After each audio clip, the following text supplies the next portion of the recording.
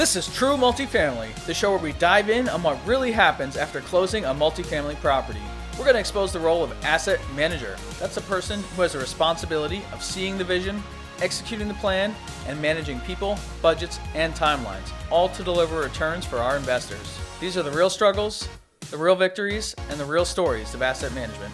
Welcome back to another episode of True Multifamily. I am your host, Justin Fraser. Very excited to be here for a follow-up. This is going to be the second episode of our Spotlight series on our 336-unit apartment complex in Winston-Salem. Last time we updated you on this project, we were in due diligence and we were just trying to find out everything there was to know about this property. Since then, it's been a few months.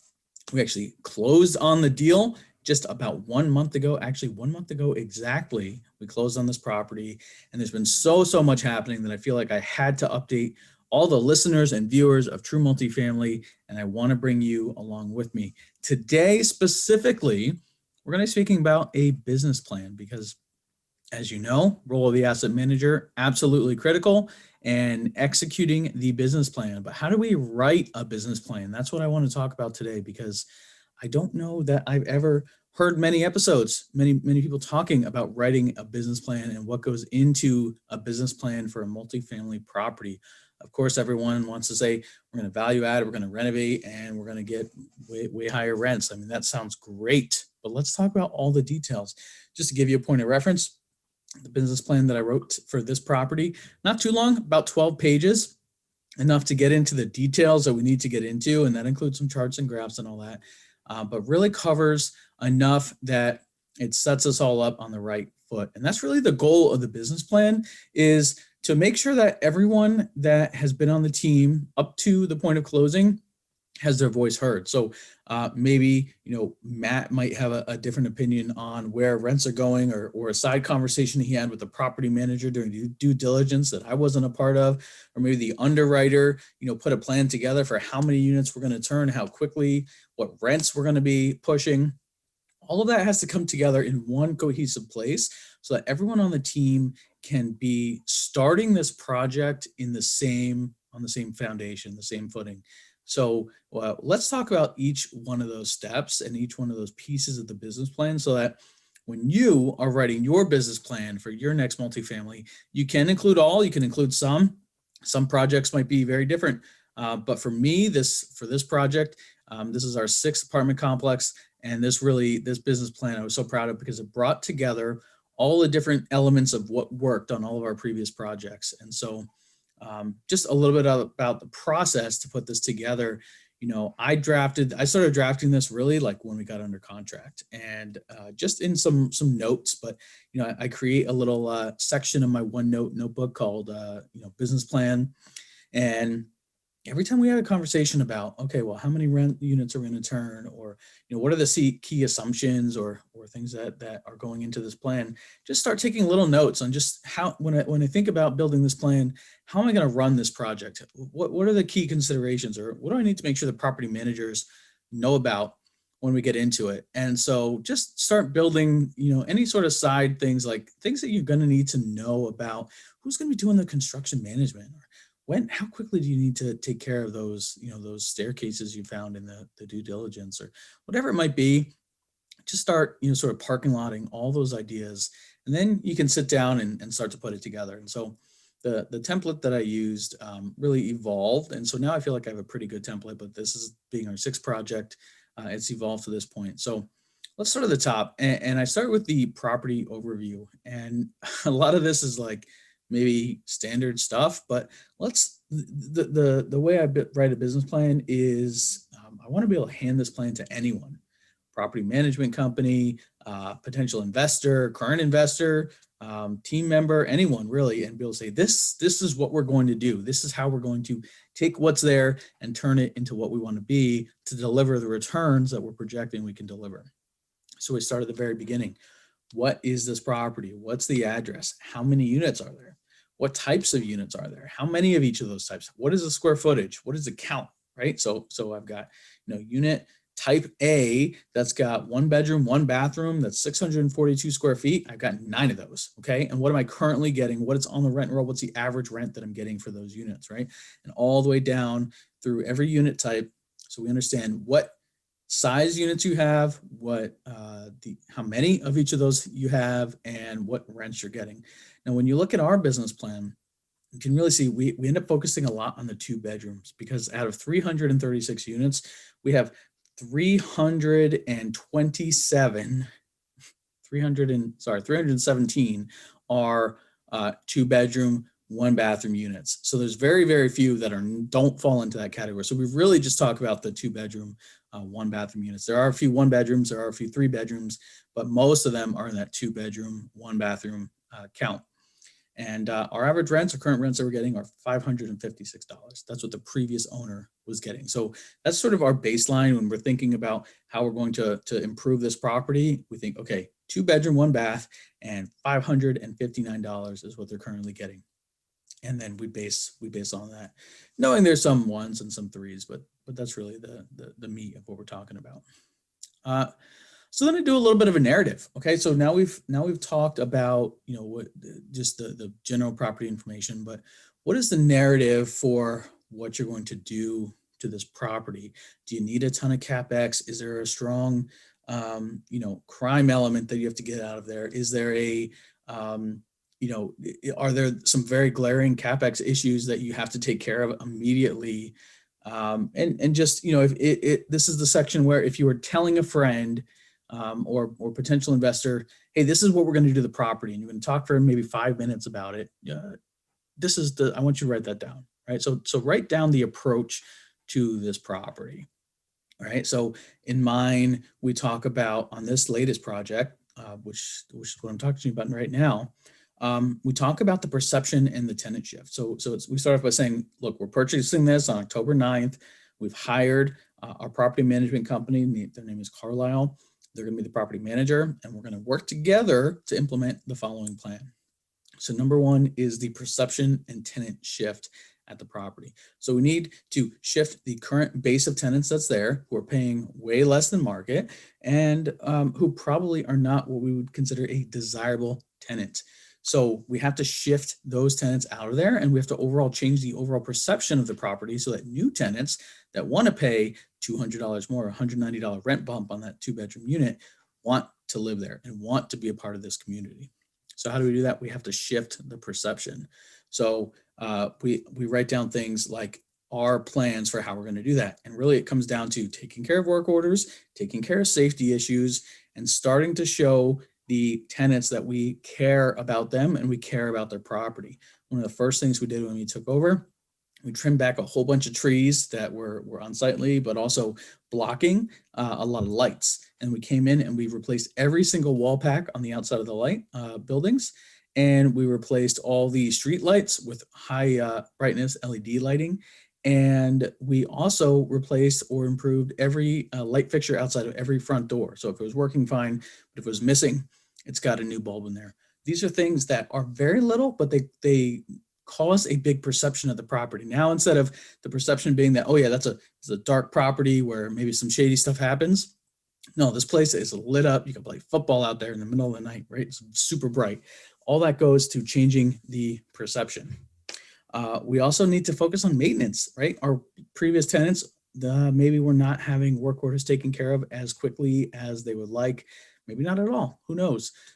We know a little bit from some of the work order history, but we have an idea that the work orders that are logged in that system are not exactly the work orders that we're going to end up having to take care of. There's going to be a big backlog, because think about it from the tenant's perspective.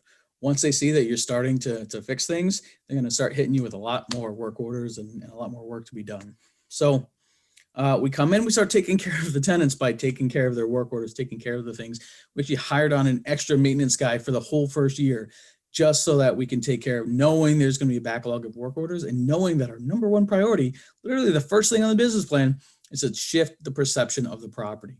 And we do that by taking care of the work orders and making it a safe place to live. Then I get into a narrative about the next phase of the project, which is about our amenity package, which I know we're going to have a whole nother episode on because the amenities of the property are going to be exciting. But what it really summarizes to be is we're giving the tenants a better quality community. We're giving them places to hang out and play and interact with other people and make it feel like home for them. So we're investing in that. It's not a direct return on ROI, not a direct return on your dollars, but it does impact how long a tenant wants to stay and the quality of tenant that you can attract to the property.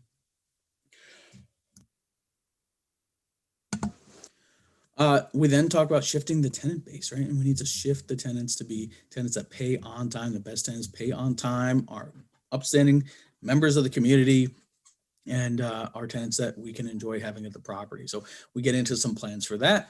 And then eventually we're going to rebrand. Now you notice up to this point, I'm on page 3 of my business plan. I have not talked about unit renovations. Now we can get into it. Unit renovations is on this property, kitchens and bathrooms. That's really our plan. We're focusing on the high traffic areas that people say, wow. Flooring in these units, hardwood or tile, they're already great. They're already big, spacious units. There's a lot of really good things happening here. But what's not happening, kitchens and bathrooms definitely need some updating. We should be in right around $5,000. And by the way, this business plan details item by item the materials and the labor and all the bids that we got during due diligence are in this, so we know exactly what to expect per unit for our construction spend. We then talk about timeline, right? We nailed down the scope and cost, and now we got to talk about timeline. How many units? This property, our business plan is to renovate all units within 3 years. That means I have to do 112 units per year, which is 2 per week. So I know in the beginning, I'm not going to be 2 a week. It might take me 2 months to get to the first 2. But once the scope is nailed down, the contractors are tight, and we have our process in place with the property manager, we're going to be able to start scaling up very quickly. And we'll probably have some months where we do 10 or more. But moving through 2 a week is going to have to be our consistent overturn. And so now I know that. Now I know I've got to have 2 coming due every single week. And that allows me to keep driving and keep driving. Next phase, we get into the current property status. So how occupied is the property? What's the pre-leased? What is the current manager saying about crime or condition of the property or physical issues, safety issues, any of that? What's the economic occupancy? What's the delinquency? All that stuff, you want to get a picture of the current health of the property. Next thing I do is I take, I have a few columns chart here. And the first thing I do is I look at, it's an income statement, okay? Money coming in and money going out, income and expenses. And I look at the latest month. I look at the T12, I look at the latest month. So when I did this, it was August numbers. And I was looking at August numbers annualized compared to our underwriting for year 1. Okay, so now I'm looking at how much money is this property bringing in if I were to just take the latest month I had, multiply it by 12 versus what I'm planning to bring in that first year. And so that gives me some narrative and some idea on the gap in both on the income side and the expense side for what I have to do. And it just takes something that's could be nebulous, or you look at, a 12 month plan for the underwriting and it can be confusing, or, you figure you'll catch it up later in the year. This allows me very concretely to say, okay, this is exactly where the property is right now in the latest month, and here's what I need to get to for my average for the first year. Now let's talk about steps to get there, right? And so there's a whole sheet here. We talk about improving vacancy, increasing our gross potential rent, and how we're going to do that. And that allows me to say, okay, yeah, so my potential rent is here. It has to grow to this number. And I do that by doing my renovation plan, right? And so we have to have a how and why for each item, right? So in my underwriting, I'm expecting now to get higher utility reimbursement than I did if I annualized the August numbers. How do I get that higher utility reimbursement? How do I make plans for that? So I know that on average, to hit my underwriting number, I have to collect an extra $2,600 a month over what the property did in August. It just helps me know every single month what I have to be doing and build a plan to how to get there line by line by line, right? So there's some things that are great. Other line items I've really got to get to work on. So an example of a win here in our underwriting, we have a washer dryer rental line, and in our underwriting we underwrote to $22,000 a year in income coming in. If I just take the August annualized number, I'm already bringing in $34,000. So I'm already up by $12,000 on that. So that's great. I want to continue that. That's something I want to keep emphasizing. And that helps me make up for maybe some of the economic losses that I might have elsewhere on the P&L. But again, it's just line by line by line, looking at income and expenses and how to get from what the property is doing to where the expenses are going to be. Next section of the business plan, we talk about property management. Who is your property manager? What are they going to do? What does the staff look like? On our property, we have 3 inside and 4 outside. What that means is 3 people in the office, site manager, 2 assistants, 4 outside, 4 maintenance techs, 1 lead, and 3 supports on that. We also have a regional manager provided by the property management company that is not on our payroll, but does oversee a lot of the work for us. And then, of course, have our rent targets. What is the rent that we want to hit? So it's the same chart from earlier for what we're getting. Now, what do we want to get? What is our goal rent for each of these line items, and when do we want to get them? We get into construction management. We talk about the scope of work in a very detailed way. We talk about who's doing construction management at the property. What are they doing for that? Who's doing construction management at the ownership level, which is me, the asset manager. So what are my responsibilities and who is involved from my team? We include a section on lender required repairs. Lender required repairs is anything that your lender looks at the property when they do their inspection and say, yeah, this has to be taken care of right away.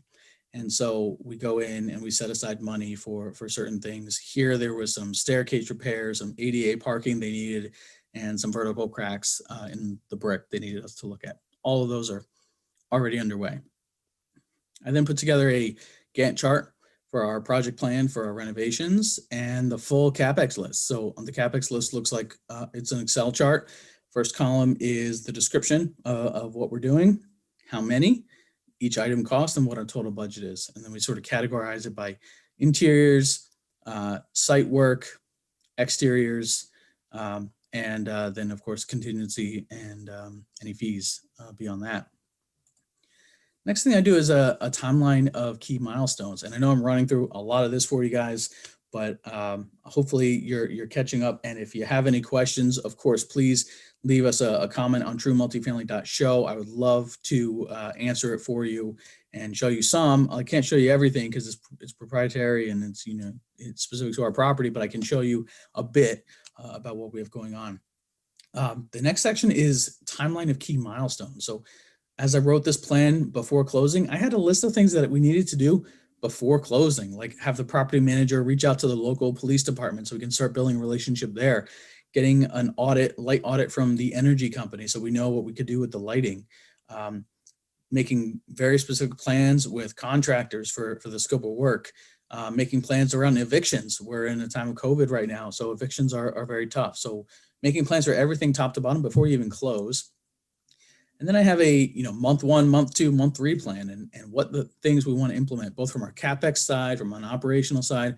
What are the key things we need to take care of each of those months? And then we get into the second 6 months, the first year, and the first 18 months, and we sort of go every 6 months. Key initiatives, how many units are we renovating per month? When are we doing a rebranding, our new signage, things like that. So it's all sort of built out on a bigger scale schedule. So everyone knows where we're headed in the bigger picture. And of course, a lot of this is going to change. Just because I write that we're going to rebrand in month 9, maybe we decide to do it in month 6, or maybe it's month 12, but at least it's on paper and we're working towards the same goals and we understand what we're working towards. Just a few more sections here in the business plan. Any underwriting assumptions. So if you did the underwriting, if you have an underwriter, what are they assuming? In our case, what is the market rent growth that they're assuming? When are they planning to refinance? What is the splits? Is there a waterfall? What are the yield maintenance? Any lender issues or covenants or debt yield ratios we have to hit? All of that needs to go into the business plan so that you and everyone is aware of what's happening. Next section is investor relations. So how are we communicating with investors? How are they getting distributions? We have multiple share classes on this. So who's getting what payments, what returns, when is the first payment scheduled to go out? I know you just closed on the property. You got to already think, when is the first payment going out? We have to make these plans ahead of time so that everybody knows the process. How are they getting the reports is one of the last sections as well. Finally, I leave a section at the end, so sort of like notes and thoughts, and a lot of that becomes potential revenue increases or expense reduction opportunities. So on my list, I have a bunch of things that we might be able to do in the future. They're ideas that were kicked around during due diligence or through side conversations that we haven't necessarily put a dollar amount to or put into the business plan yet, but might be something we want to look at in the future. So this could be like extra storage space, converting space into storage. Could be renovating extra space into commercial units. We're trying to increase our laundry appliance rentals. Maybe we could put a cell tower on the property. All sorts of things like that, just other ways to create income. And so sort of as it comes up and you say, hey, that's a good idea, we should remember that, put it on the business plan, put it there so that you can remember it later on. And that's really it. That's my 12, 13 pages of business plan here. And that really gives me a way to communicate with my team, communicate with our partners, so everyone knows what direction we're headed. And by the way, when we took over this property and I handed this plan to my property manager, she said, oh my God, thank you so much. Because now she knows what's in our head. She knows what key milestones we have to hit. She knows when we want to move, how we want to move, the scope of work. I mean, we have separate conversations about all of that, but if there's ever a question, it's great to go back, refer to the business plan, and it's all right there, written down, and we can start from there. So we'll update this. We'll probably update this monthly as we go, but at the very least, we're starting on the same page. So listen, True Multifamily listeners, that's what I have to say about writing a business plan for your multifamily project. If you have sections that you think I forgot or I missed, please leave me a comment. Let me know what else we need to include. If you have questions about any of this, let me know. I'd love to hear from you guys. In the meantime, thank you for listening on the Spotlight series. There will be more. There'll be a lot more on the Spotlight series coming up on this 336 unit in Winston-Salem. Thanks for listening. Thanks for listening to another episode. Check out our website at truemultifamily.show. And if you have an amazing story to tell, share it on our Facebook community, and you might just be the next guest on the show. We're also on all other social networks. Just search True Multifamily. I'm really proud to have the show produced by our company On Air Brands. Check us out at onairbrands.com. We also have an incredible, unique podcasting event that we would love for you to be a part of. Check that out at podmax.co.